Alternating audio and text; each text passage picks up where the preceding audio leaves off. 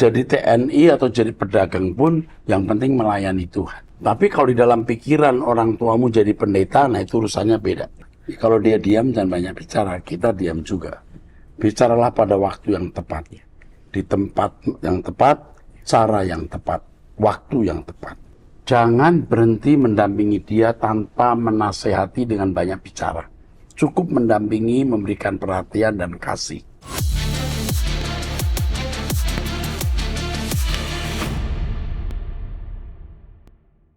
Shalom saudara, kita kembali mengikuti Abam, ini episode 1119 ya Pak Yehuda. Ayo kita mulai. Pertanyaan yang pertama dari seorang pria usia 38 tahun, belum menikah, tinggal di Jakarta, jemaat GSKI. Shalom Bapak Eras, terima kasih atas pelayanannya yang selalu memberkati. Saya punya keponakan 2 orang, ayah mereka sudah meninggal, sementara ibunya pergi tidak tahu kemana. Mereka ditinggal sudah 10 tahun dan sekarang usia mereka sudah 19 tahun dan 12 tahun. Kami bukan dari keluarga yang mampu, masih ngontrak rumah sampai sekarang. Banyak hal dan rintangan ketika kami membesarkan mereka. Saya punya komitmen untuk mendukung dan support masa depan mereka sepenuhnya. Namun saya berpesan kepada keponakan yang lebih besar. Jangan komunikasi dulu sama ibu atau keluarga ibu kamu. Sampai kalian sukses atau paling tidak selesai kuliah dulu. Nanti setelah kalian mandiri baru kalian cari ibu dan keluarganya. Singkat cerita untuk saat ini kami tahu bahwa ibunya sudah menikah lagi dan punya anak. Ibunya sudah sering menghubungi keponakan kami yang paling besar. Bahkan saudara ibunya atau paman mereka pernah menghubungi dan transfer sejumlah uang kepada keponakan kami yang paling besar. Pertanyaan saya ada 2 Pak. Yang pertama, apa yang harus saya lakukan? Sebab saya agak kurang bersemangat lagi dengan komitmen saya dari awal untuk mensupport sepenuhnya masa depan keponakan saya, dikarenakan campur tangan keluarga ibunya saat ini. Yang saya sesali, mengapa mereka baru hadir sekarang? Saya sebagai pengganti orang tua mereka, apakah saya boleh melarang keponakan saya untuk tidak komunikasi dulu dengan ibu dan keluarga ibunya, sampai kami menyelesaikan komitmen untuk membesarkan mereka sampai mandiri, paling tidak sampai mereka selesai kuliah? Jika jawabannya tidak boleh karena itu ibu kandungnya, apakah saya boleh lepas tangan untuk tidak melanjutkan kebutuhan hidup, kuliah, dan masa depan mereka? Peran kami ala kadarnya saja. Bagaimana menurut Bapak? Oke, yang pertama dulu. Yang pertama, pertanyaan saya, apa yang Anda inginkan atas ponakan-ponakan ini? Kalau yang Anda inginkan mereka sukses, apapun dan bagaimanapun keadaannya, Anda mendukung. Jadi mengasihi tanpa syarat. Anda ingin mengasihi dan mendukung, mensupport, sukses tanpa ada campur tangan orang. Karena Anda merasa terganggu. Nah, perasaan terganggu itu kenapa? Harga diri? Atau nanti akhirnya orang tidak mengakui bahwa semua itu adalah karya Anda sendiri? Sebagai hukuman, Anda berpikir kalau mereka mau campur tangan, ya sudah, ambil aja, saya lepas tangan. Kalau Anda lepas tangan, ibunya yang sudah punya anak dan menikah lagi tidak akan bisa mensupport dengan baik, bahkan pamannya yang mengirimkan uang ala kadarnya tentunya juga tidak bisa membesarkan, dan itu sama juga merusak, membunuh masa depan anak ini. Jadi yang saya sarankan, mengalir saja. Mengalir saja. Apapun yang berguna untuk anak ini, dukung dan terima. Betul nggak? Ya.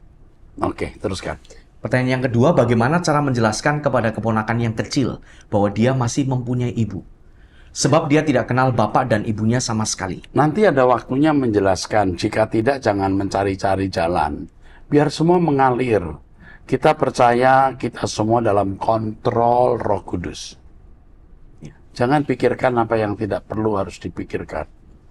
Oke. Takutnya dia merasa terbuang dan terasingkan, sementara dia tahu kalau kakaknya pernah ditelepon oleh keluarga ibunya. Ya, jangan khawatir. Anda sibuk kepo. Kepo. Nggak usah. Jalani saja. Sekarang yang penting Anda sendiri harus bertumbuh dalam kekudusan dan kesucian. Apa yang Anda lakukan ini mulia sekali. Dan ini akan mendatangkan berkat bagi Anda dan keluarga Anda. Ya, ya begitu. Oke, teruskan. Pernah baru-baru ini paman mereka video call dengan kakaknya dan adiknya tersebut langsung keluar dari kamar. Saya juga pernah bertanya, kamu punya ibu? Jawabnya tidak ada. Mohon bimbingannya Pak. Terima kasih banyak Pak Eras, Tuhan Yesus. Sebenarnya Anda juga punya masalah kepribadian. Ya. Dengan tulisan ini Anda punya masalah. Mestinya Anda tidak perlu terganggu dengan keadaan ini. Tapi semua kita juga memang pasti punya masalah kepribadian. Ya.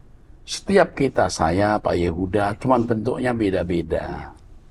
Seperti orang yang di jalan dikit-dikit marah, itu pun sakit jiwa dalam stadium tertentu. Jadi yuk doa pagi bersama saya, dengarkan khotbah saya, jadilah cerdas. Jujur dengan diri sendiri, mengerti apa yang Tuhan kehendaki untuk kita lakukan, dan rencananya untuk kita penuhi. Jangan merasa memiliki dua ponakan tadi, itu milik Tuhan dua orang itu. Anda hanya dititipi. Jangan memiliki keberhaan yang berlebihan. Akhirnya Anda akan merasa terganggu ketika ada orang lain memperhatikan mereka. Kalau ada orang lain memperhatikan mereka, itu tidak mengurangi usaha Anda untuk menjadikan mereka sukses. Dan Anda tidak akan rugi, bukan? Hanya perasaan mungkin. Dan itu tidak perlu ada. Oke, cukup jelas nggak? Jelas Pak. Amin. Teruskan. Berikutnya dari seorang wanita usia 24 tahun, tinggal di Jawa Timur, beragama non-Kristen Pak. Ya, ini Muslim ya. Muslim. Ya. Terus. Shalom Bapak Erastus beserta staf Abang. Saya mau minta tolong sama Bapak Eras, tolong doakan suami saya yang menderita keluhan epilepsi atau kejang sejak umur 11 tahun. Tapi ketika dewasa sudah jarang. Semenjak menikah sampai sekarang penyakitnya sering kumat dalam waktu yang lama sekitar setahun dan sekarang baru 4 bulan kumat lagi. Anehnya setiap kumat itu pasti waktu posisi sedang tidur. Pernah juga gara-gara penyakit suami saya kambuh, dia dikeluarkan dari pekerjaannya. Mohon doanya ya Pak, agar suami saya bisa sembuh. Sebelumnya terima kasih, doa saya Bapak dan keluarga selalu diberkati Tuhan. Ini luar biasa loh, Muslim loh. Iya. Tolong ditindaklanjuti. Apa yang bisa kita bantu untuk keluarga ini? Ya. Ya, pasti ada pesan di balik putusan ini. Ya. Ya, ini orang baik. Ya. Orang baik. Ini orang Muslim. Orang Muslim baik. Jadi kalau kita menghadapi orang beragama lain itu jangan terus buat tembok setebal-tebalnya dan setinggi-tingginya. Mereka adalah saudara kita. Walaupun bukan saudara seiman, paling tidak saudara sebangsa setanah air. Dan mestinya tidak kurang kasih kita kepada mereka yang beragama lain. Apalagi kalau itu diberikan Tuhan kepada kita untuk kita perhatikan. Kalaupun kita perhatikan, bukan karena kita mau menjadikan dia orang Kristen.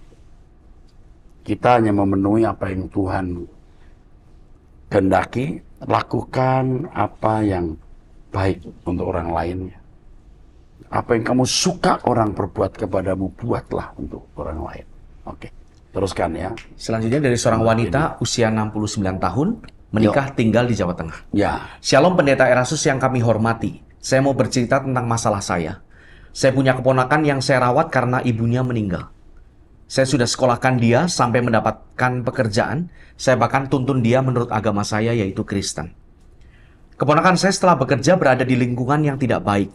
Minum-minum dan suka main gonta-ganti perempuan. Ketika saya tegur dan menasihatinya, dia malah marah-marah karena dia tidak terima lalu pergi dari rumah. Kira-kira sudah 4 tahun tidak pulang dan tiba-tiba dalam seminggu ini di rumah saya ada tagihan pinjaman online. Katanya saya harus bayar pinjaman keponakan saya itu, Pak. Saya sampai ditelepon terus, saya takut dan tidak tahu harus bagaimana. Karena saya tidak tahu apa-apa soal pinjaman online itu. Anak saya atau keponakan yang pergi dari rumah itu sudah berumur 31 tahun, Pak. Tolong nasihatnya, saya harus bagaimana? Terima kasih Bapak Pendeta yang saya hormati dan ini harus dihubungi. Saya khawatir ketika ini dirilis, dia masih diteror. Hari ini juga harus dihubungi.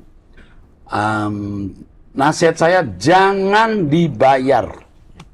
Jangan membayar hutang online anak angkatmu ini. Kalau dia mau masuk penjara, biar dia masuk penjara. Kalau dia punya barang, biar dijual barangnya. Jangan memperhalakan dia. Bersiaplah kehilangan dia. Karena Anda sudah memenuhi bagianmu, dia sudah dewasa, dia bertanggung jawab. Serahkan kepada Tuhan. Oke? Ya, jangan sampai engkau terganggu. Perasaanmu jangan terganggu. Ibu ini sudah tua, usia 67 ya. 69 lagi. Iya. Waduh, udah senja. Ibu siap-siap pulang ke surga saja.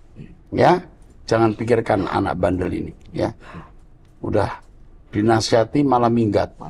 Wow, kalau nggak ditolong nggak hidup loh anak ini. Nggak tahu budi. Orang baik belum tentu tahu budi. Orang yang tidak tahu budi pasti jahat. Oke, teruskan. Berikutnya dari seorang pria usia 40 tahun, single tinggal di Banten, Ya. Jemaat GSKI. Oke. Shalom Om Eras dan tim Abam, saya selalu mendoakan kesehatan Om Eras. Saya selalu mendengar khotbah Om Eras dan mengikuti doa pagi setiap hari, sehingga membuat saya punya harapan di hadapan Tuhan. Jangan sedih Om karena orang-orang sampah yang selalu menyebar hoax di YouTube. Mereka hanya orang kecil yang suka mengecilkan orang lain Om. Sabar dan tegar ya Om, tetap semangat untuk menyampaikan suara kebenaran Tuhan Yesus. Wow. Masih Luar ada biasa. puluhan ribu orang di seluruh dunia yang sayang Om, termasuk saya yang akan selalu mendoakan Om Eras. Dalam kesibukan Om yang luar biasa, menyempatkan diri untuk mengasihi kami melalui Abam. Saya selalu menangis terharu akan kebaikan Om. Saya ada beberapa pertanyaan Om. Saya pernah bertemu di Roxy, Mall Arta Gading, dan Citycon, tapi hanya sebentar. Apakah Om berkhotbah di gereja lain selain GSKI? Atau mungkin Om berkhotbah di Tangerang? Terus semangat dan tulus Om untuk melayani Tuhan karena Tuhan selalu sayang dan membela Om. Hampir saya tidak berkhotbah di luar GSKI Jakarta ini. Tidak pernah, hampir tidak pernah. Terus Kalau pacaran apakah boleh ciuman Pak? sebaiknya tidak, kalau belum pasti jadi suamimu atau istrimu. Kalau belum pasti jadi pasanganmu, jangan. Lalu kalau Adam dan Hawa tidak jatuh dalam dosa, apakah ada kemungkinan Adam dan Hawa tidak berhubungan seks? Oh, tetap berhubungan seks karena seks itu kudus. Ya. Mandat prokreasi, mandat berkembang biak itu di Eden, bukan di luar Eden.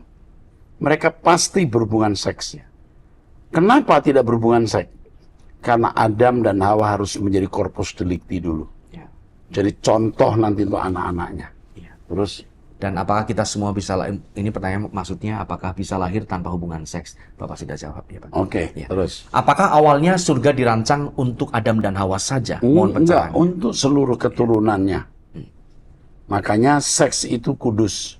Dan sangat besar kemungkinan akan dilestarikan di kekekalan. Oke. Pertanyaan selanjutnya dari seorang wanita usia 21 tahun, seorang mahasiswi yang tinggal di Nusa Tenggara Timur, jemaat dari GSKI. Ya. Shalom Bapak Rohani, terima kasih banyak atas kebenaran yang diberikan dan kehidupan Bapak yang dapat merubah hidup saya. Bapak, saya izin bertanya, adik saya yang laki-laki kemarin baru lulus SMA dan dia mau lanjut tes TNI. Namun dia gugur pada saat tes kesehatan. Hasil check up menunjukkan bahwa ada penyakit dalam tubuh yang harus dioperasi sehingga dia belum bisa tes tahun ini. Saya yakin ini adalah teguran Tuhan atas adik saya, karena waktu kecil dia dilahirkan dengan tidak ada suara dan tidak bergerak.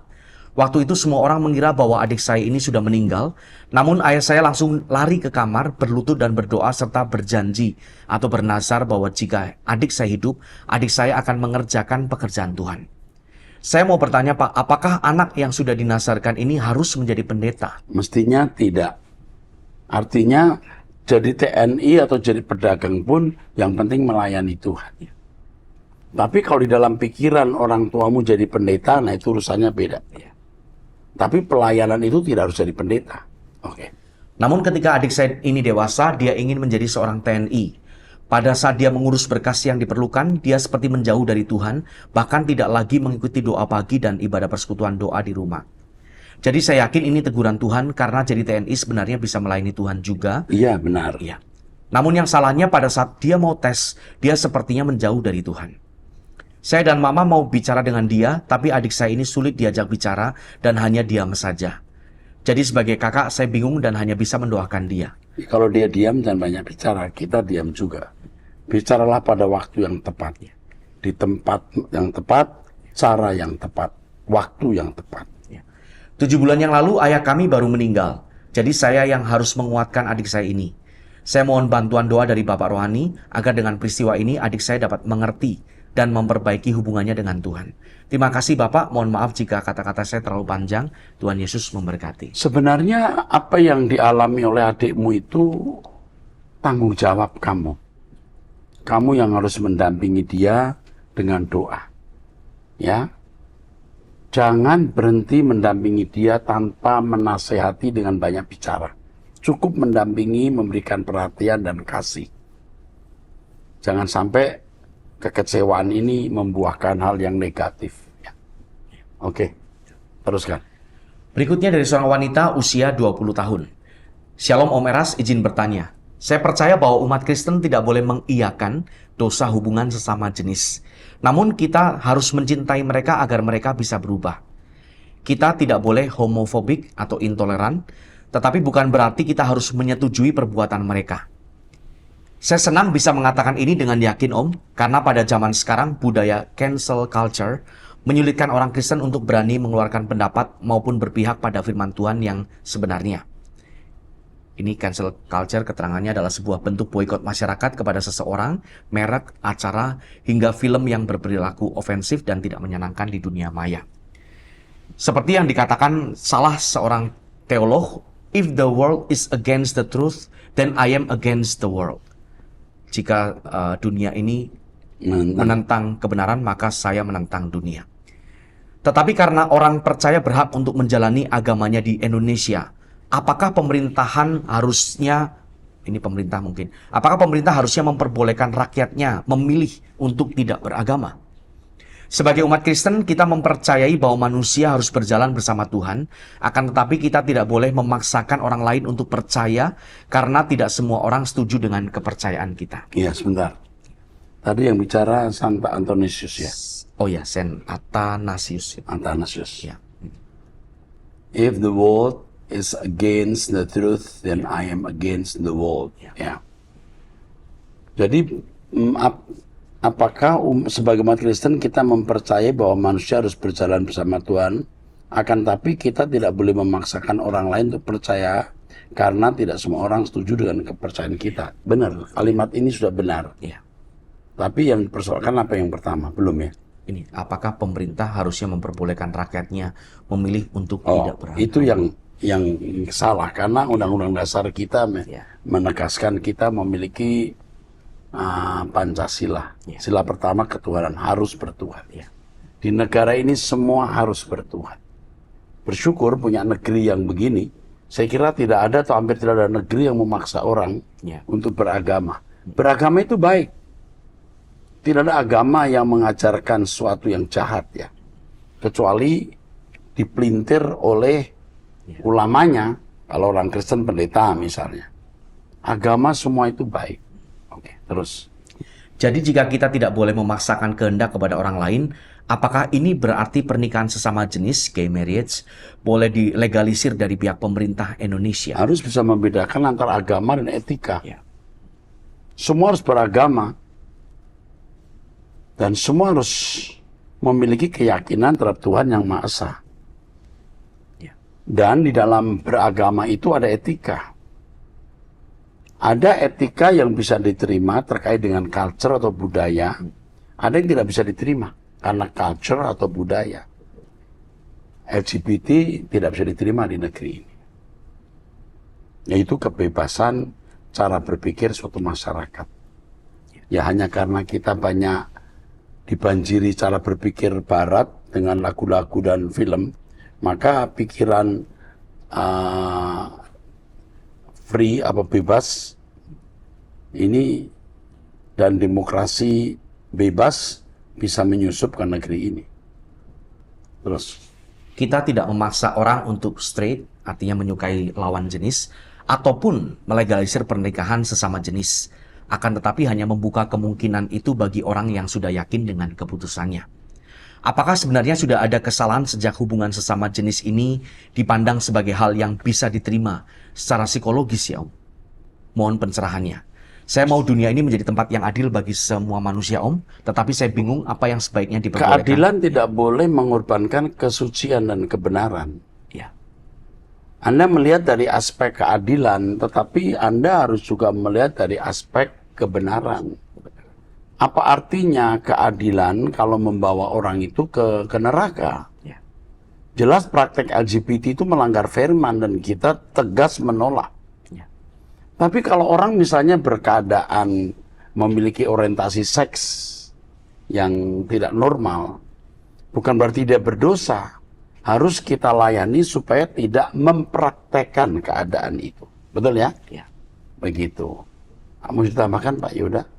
Ada pertanyaan apa lagi yang belum kejawab? Sudah terjawab semua sih Pak. Iya. Ya. Jadi kita harus bisa membedakan antara agama dan etika, dan harus tahu di dalam agama ada etika. Ya. Dan Anda harus tahu bahwa masyarakat Indonesia itu masyarakat etis, moralis, religius. Tidak bisa membawa budaya barat yang memiliki demokrasi bebas masuk ke negeri ini. Yang memiliki liberalisme yang berlebihan.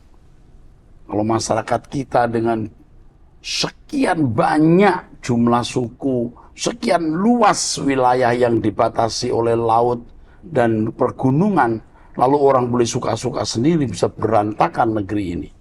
Betul ya? Betul. Oke, kita teruskan. Pertanyaan selanjutnya dari seorang wanita usia 48 tahun, menikah, memiliki 1 orang anak, tinggal di Sulawesi Tenggara, jemaat GSKI online. Shalom Pak Eras dan para kru Abam. Saya tidak bertanya, tetapi saya hanya ingin memberikan beberapa saran dan ide saja untuk pembacaan Abam, khususnya bagi wanita-wanita yang sering mengeluhkan suami-suami yang selingkuh, KDRT, dan juga orang tua yang toksik. Saran pertama adalah saya melihat banyak orang dari etnis tertentu yang belum mengenal Tuhan, tapi banyak di antara mereka yang ingin mengenal kebenaran Tuhan. Tapi tidak banyak pemberitaan Injil dengan bahasa mereka. Ini etnisnya etnis Tionghoa dengan bahasa Mandarin. Ya. Abam adalah cara terbaik untuk membawa kesaksian bagi orang-orang yang belum mengerti kebenaran. Saran saya untuk Pak Eras, apakah boleh acara Abam ini diterjemahkan juga dalam versi bahasa Mandarin? Supaya saya juga bisa mengirim ke semua teman-teman kenalan saya yang sebagian besar orang China yang ingin mengenal Tuhan. Saran kedua untuk para... Iya. Pertama, ini bagus sekali sarannya. Iya. Bahkan saya kemudian kepikir kenapa nggak bahasa Inggris. Iya. Bahasa Inggris juga bisa lebih luas. Worldwide. Iya. Ya? Iya. Bahasa Mandarin bagus loh.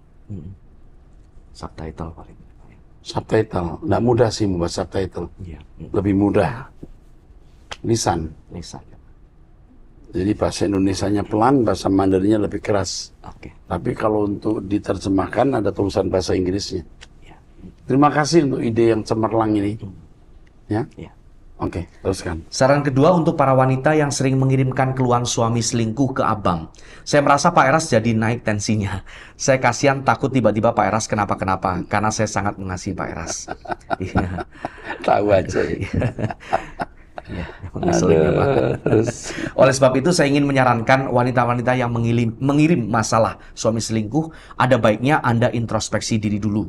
Apakah ketika rumah tangga Anda sedang bahagia, Anda ada hati untuk mengucap syukur pada Tuhan? Begini, suami selingkuh belum membuat tensi saya naik loh. Ya. Tapi kalau udah selingkuh, mukul, Ya. tidak memberi nafkah, istri diperkuda, diperdaya, nah itu darah saya makin memuncak itu ya. Tapi terima kasih, lain waktu jangan terlalu dipikirkan. Sampai akhirnya setelah membaca satu episode, saya harus beristirahat dulu. Ya, Pak Yuda, kita istirahat dulu nih. Ini pertanyaan-pertanyaan bikin kita punya darah naik nih. Ya, kita diam dulu, kita berhenti dulu. Memang benar, tensi saya bisa naik. Makanya kalau sudah membaca pertanyaan-pertanyaan yang bermasalah berat, perlu istirahat dulu. Ya. Karena itu betul-betul membuat kita punya pikiran jadi gaduh ya. Tapi nggak apa-apa, kita sudah belajar melewati hari-hari sulit seperti ini. Terus, adakah ketika rumah tangga dalam masalah Anda melupakan Tuhan? Dasar segala sesuatu adalah mengandalkan Tuhan. Iya, ini saya kira tidak sedikit ibu-ibu yang tidak menyampaikan keluhan mengenai suami. Ya, kok ini kan ada jutaan, belasan puluhan juta wanita. Jadi banyak wanita yang suaminya selingkuh dan dijati tapi tidak menuliskan ke saya. Ini yang mungkin terpaksa atau tidak sanggup memikul sendiri. Kalau saya sudah mumet, kadang-kadang menjawab saya hanya lawan dengan kekudusan, lalu saya serahkan kepada konselor untuk membimbing. Ya.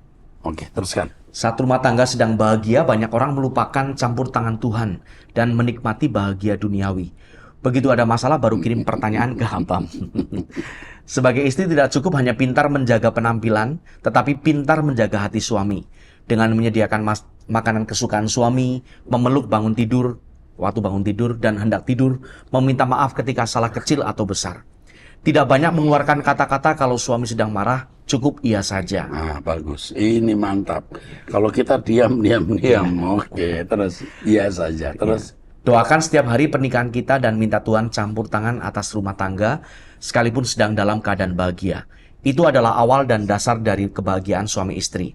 Sesuai ayat firman Tuhan di Yeremia 17 ayat 5 dan ayat yang ke-7, beginilah firman Tuhan, terkutuklah orang yang mengandalkan manusia, yang mengandalkan kekuatannya sendiri, dan yang hatinya menjauh daripada Tuhan.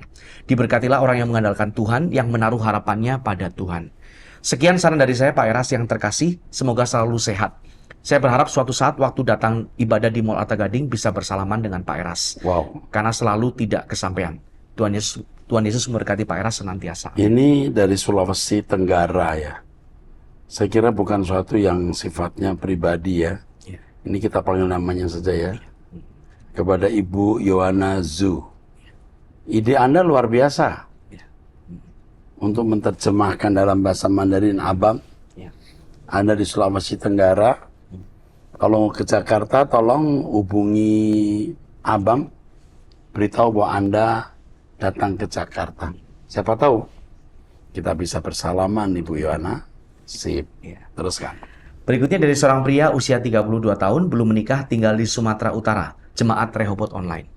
Shalom Bapak Rohaniku dan yang saya kasihi, saya ingin bertanya Pak, setiap organisasi pasti menganjurkan untuk membaca Alkitab dari Kejadian sampai Wahyu. Namun saya belum membaca sampai habis, Pak. Menurut Bapak, apakah Alkitab perlu dibaca dari Kejadian sampai Wahyu? Tuhan Yesus memberkati. Ya, harus membaca Alkitab. Tapi apakah harus seluruhnya? Sebaiknya iya.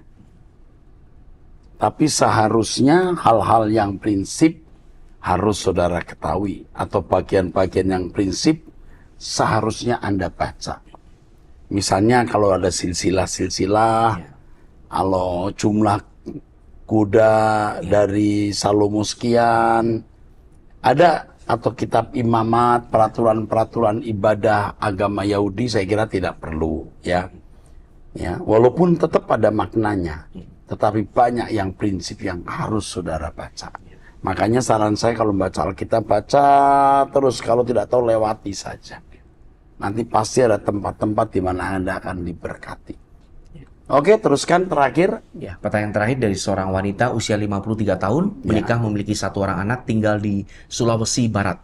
Ini jemaat dari salah satu gereja, ini mungkin gereja Injili ya Pak? Injili kayaknya. Iya. Sebelumnya saya sangat berterima kasih kepada Tuhan Yesus Kristus yang telah memberkati saya melalui pelayanan Bapak Pendeta Erastus dan tim Abam. Terima kasih Bapak Rohani kami yang bersedia memberi nasihat dan jawaban atas pertanyaan saya mengenai istri Lot yang dijawab pada Abam episode 997 dan tentang Matius 24 ayat 32 sampai 36 yang dijawab di seminar Trinitas. Pada Markus 4 ayat 35 sampai 36, pada hari itu waktu hari sudah petang, Yesus berkata kepada mereka, "Marilah kita bertolak ke seberang." Mereka meninggalkan orang banyak itu lalu bertolak dan membawa Yesus beserta dengan mereka dalam perahu, di mana Yesus telah duduk dan perahu-perahu lain juga menyertai dia. Pertanyaan saya, di manakah perahu yang lainnya saat badai mengamuk? Sebab di ayat 36 ada perahu lain yang menyertai perahu Yesus. Terima kasih untuk jawabannya Bapak Pendeta Erastus dan terus maju untuk membagikan kebenaran firman yang luar biasa agar lebih banyak lagi orang yang dibawa ke LB3. Tuhan Yesus Kristus memberkati Bapak Pendeta Erastus dan tim Abam serta True.id. Amin. Jadi ada perahu-perahu lain tapi tidak diceritakan. Pasti juga bertarung melawan gelombang ombak atau angin yang berembus besar itu. Ya. Jadi yang diceritakan tentu di perahu di mana ada Yesus. Dan Yesus ketika meneduhkan gelombang maka perahu lain pun juga selamat. Ya. Jadi itu bukan masalah krusial atau masalah penting. Ya. Itu aja jawaban saya ya. Sampai bertemu di episode yang akan datang. Tolong berkati.